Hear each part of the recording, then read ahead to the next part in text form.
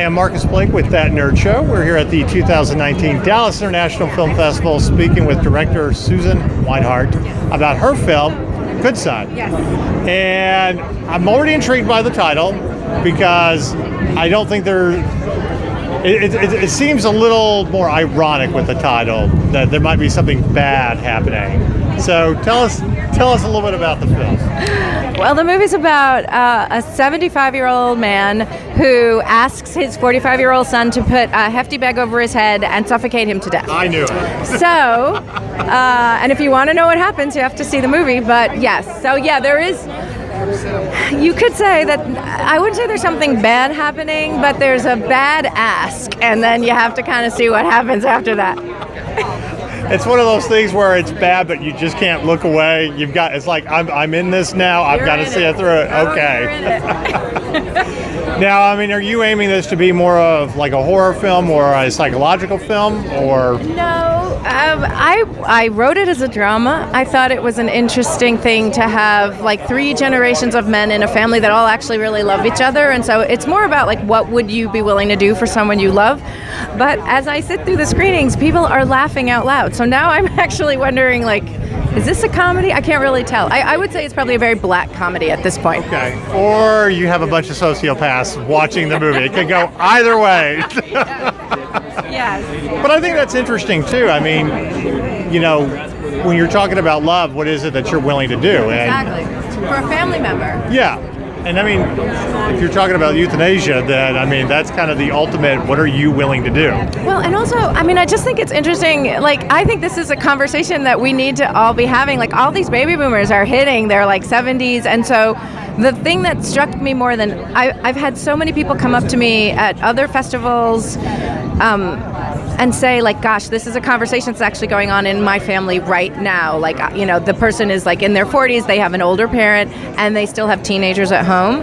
And so, I don't know, it seems to be striking a chord with people who have older parents who are starting to, unfortunately, deteriorate. And in this country, the whole nursing home thing, like, a lot of people don't want to go to nursing homes. And so what do you do? So it's been interesting, the people that have responded to it and why they've responded to it. Well, if I can use a reference from our universe, I think we're going to get to that aspect of Soylent Green. Not eating people, but the whole, like, you can go in and take care of yourself to wonderful images, you know, like E.G. Robinson in the film, where I know I'm tired, but I want to do it my way. So, and you have to ask yourself, I mean, is that the more humane way? I mean, it does ask a big philosophical question. Well, I think, and more states are now starting to actually consider, you know, doctor-assisted suicide and things like that. And so, yeah, where do you fall on that spectrum? I don't know. So anyway, that is those. If people come out of the theater and are thinking about that, then I feel like I did my job. Right. Cool. All right. So now we get to the nerdy question part of our interview.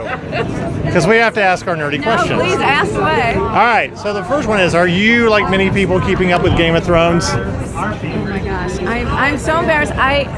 Honest to God, I watched the pilot, and I was like, wait, the guy's sleeping with his sister? What? And then they like pushed a kid out the window, and I thought, this is not for me. So I have never seen. Okay. Other than the pilot, I've never seen an episode. But I have a friend who has a show also at HBO, and my goal is when Game of Thrones is done, I'm going to ask him to get me the entire box set as like a birthday present. Okay, all right. And then over like a week. Well, I will give this one piece of advice. If you're like her and you're a big fan of Jason Momoa, you have to keep watching Beyond. Let me just say, he is. So I did a movie years ago called Exterminators with Amber Heard, who is in Aquaman. Right. And I went, obviously, opening day, right, because I'm going to support my friend Amber Heard and la la la. You know, we were trying to work together on something else. And then I saw him. And I was like, wow, I came for her. But wow, I got to look at that. So I'm with the assistant. So no, that will be another added bonus when I finally do watch it. Because, you know, obviously he doesn't last too long in the series. I don't know this. Don't even spoiler alert. No, I don't know. But I'll tell you that you can edit this out. But we were shooting a movie a couple years ago, and it was Monday morning, and I came to set And as I walked through set, all I kept hearing was red wedding, red wedding, red wedding. And I was like, what is this red wedding? And someone said, oh my God, you didn't see Game of Thrones last night? I'm like, I don't watch the show. And no joke, the entire crew, that's literally as you walk through set, all you hear was red wedding, red wedding, red wedding. So I am excited to see that part. Okay, good. All right, your final nerdy question. I don't think we've asked you this before. If you could have a weapon of choice or a superpower from the nerd universe to fight the forces of evil, what would it be for you? You know what? I would love to fly. I spend so much time in airplanes, and I would love to just be able to fly. And I don't know if is that like even a superpower. I don't want to wear tights. I don't want to wear a cape. I don't want to do any of that. But I would love to be able to just like Jumper, that movie Jumper, where you can just like hop around the world. It would save me so much time, and my back would be grateful for not having to sit in airplanes. As I travel to New Zealand all the time, which from here is like 20 hours of flying. Yeah. So yeah, if I could be a jumper, that would be my superpower. Nice. That's a great answer. Well, thank you very much. Good luck with the film. Oh, thank you so much. And watch Game of Thrones. Oh no, I will. I am Marcus Blake here at the 2019 Dallas International Film Festival, and we are speaking with the lovely Farah White again. And I feel like it's not a film festival unless you have one or two things going on here. So, good son. We already got the lowdown on this film. Tell us your involvement in it. So Suzanne and I have known each other for many years, and I actually worked on a project as an actress that she wrote back in 2009. So that's how we met. And she writes, she produces lots of films, and she decided that she wanted to direct one. And so she had a feature film that she was working on, and she made it into a short.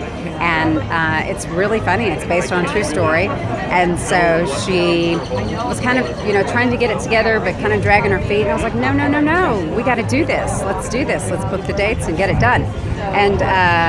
And so we did. We shot it. We literally, by the time we started talking about it, in a month and a half we were shooting it. And then it seems like it's only been a month, and then now we're here. That's the way it always seems to go at a film festival. But getting to, as we were talking about earlier, the philosophical question of kind of euthanasia and all that, I mean, that's always a tough subject to approach. It is. It's such a tough subject, not only to approach, but A, to write about, and B, to be an actor and deliver that material. And not only that, but have the nuances and the wherewithal to make it funny. Because when you see the short, it's funny. I mean, it's dark comedy, clearly, but it's funny. Nobody's crying. It's, he wants to die. Come on, put it back. What do you, it's all of this, kind of machismo. But dark comedy is always the best. It's fun. If you can't laugh at the kind of horrific situations a little bit, find the humor in it, then how do you get through it? Well, and it's so funny. I have an aging father myself, and it's just the filter gets less and less, and then just completely non-existent. They don't care about your feelings anymore, and they don't care about being nice. Like, they don't have to be nice. I'm sure that I'm blanketing, but in my personal experience, I'm actually living it right now, so it's kind of funny. But with this guy, he's just he's lost his wife, and he's done, and he's got a bill of health from the doctor saying he's going to be super healthy for the next 20 years, and it was the last thing he wanted to hear. So it's nice, because I still feel that even though the subject matter is a little dark, it still comes across as hopeful, because his son and his grandson end up giving him a reason to want to live, which at the end of the day, you hope that is what people will do. Suicide's never a funny thing. So if you can dance around it without actually having to, deal with it, and that's what he do. And so I'm hoping that people look at it with a a little bit of light, and as a little funny, and definitely as a little hopeful. Yeah, I agree. All right, you don't get the general nerdy question again. We're going to get something very specific for you.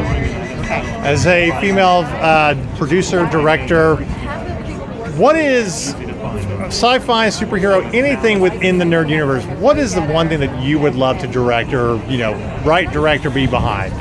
Okay, so I have a couple things. Okay. Because I just had this conversation, but it's not really nerdy.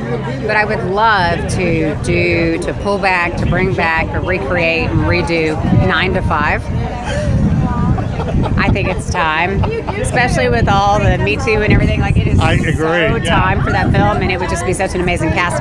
But one of my favorite, I've got so many sci-fi films that I absolutely am in love with, but a really old one that I just thought about the other day because a friend of mine had posted this whole grid, scientific grid, is Looker. Do you remember the film? Yeah. Looker? Wow. I haven't heard anybody mention that. Oh my About a God! decade. No, well, it was one of those things that when I was a little kid, it was on cable all the Right. time. You know, but there's a lot of Cronenberg films also that I just, absolutely adore, which kind of are the sci-fi / horror Right. genre. But right now, because I was just talking about 9 to 5, I would say that. But let me think. If there was another sci-fi film I would want to bring back, you know what? And it's timely because it was shot here originally. Is oh God, what do they shoot in the Fort Worth Water Gardens? That would be Logan's Run. And I was in that. Are you when I was serious? 3. My aunt was carrying me down an escalator when everything was. You mean crumbling. now I got to go watch that film, like it's a Bruder film, and find you at 3? As a baby, Yeah. head bobbing, yeah, good luck. But yes, that was a lot of fun, and she got the little red Right. crystal that my cousin and I would play with all the time. So we've been sci-fi freaks forever. Well, you've always had nerd cred with us, but now it just went way up that I found out that stat about you. Good. Now I can tell people, yeah, I actually know someone that was in that movie. So let's revisit Logan's Run and redo. It's about Sanctuary. time. It is about time for that. Great. It's time. We could do it really well now. I agree. Well, thank you very much, as always. Yes, you'll be my Sandman. Thanks a lot, Farah.